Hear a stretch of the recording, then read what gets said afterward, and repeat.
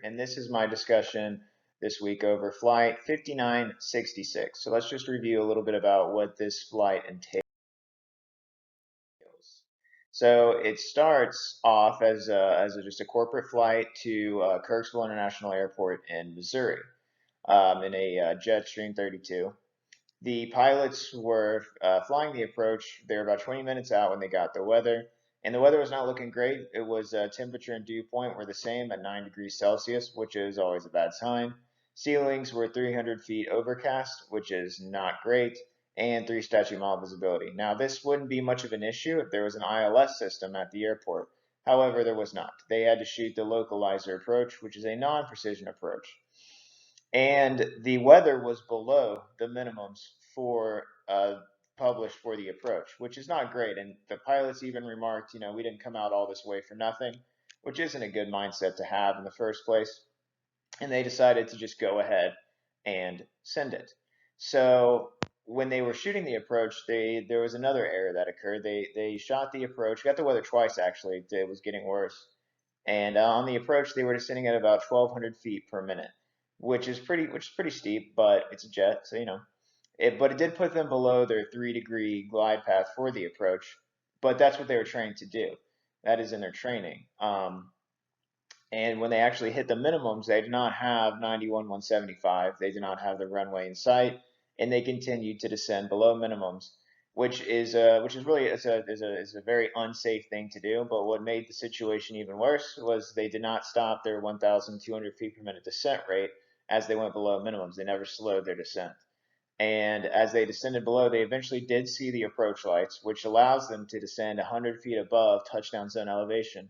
But at this point, as they were seeing the approach lights, they were still descending at 1,200 feet per minute. And they eventually crashed into the trees, and there was no time to react. This killed both pilots and about 9 passengers. 2 survived out of the 11.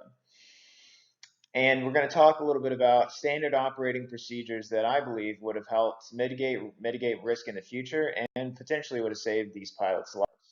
So, and this is how I would present it to a company as well. So I would introduce a standard operating procedure to change training and to retrain the current pilots that when you're shooting a non-precision approach, it's best to set up a descent profile that keeps you on the 3-degree glide path and not below it, to prevent the aircraft from hitting obstacles, such as in this situation.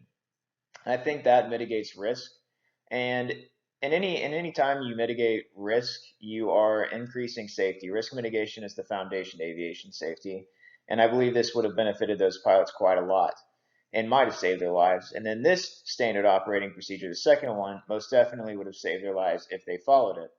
I would like to introduce one that restricts pilots from shooting an approach when reporting weather is below minimum. So if the weather is in fact below the minimums for the approach, there's not really a great idea to go ahead and shoot the approach.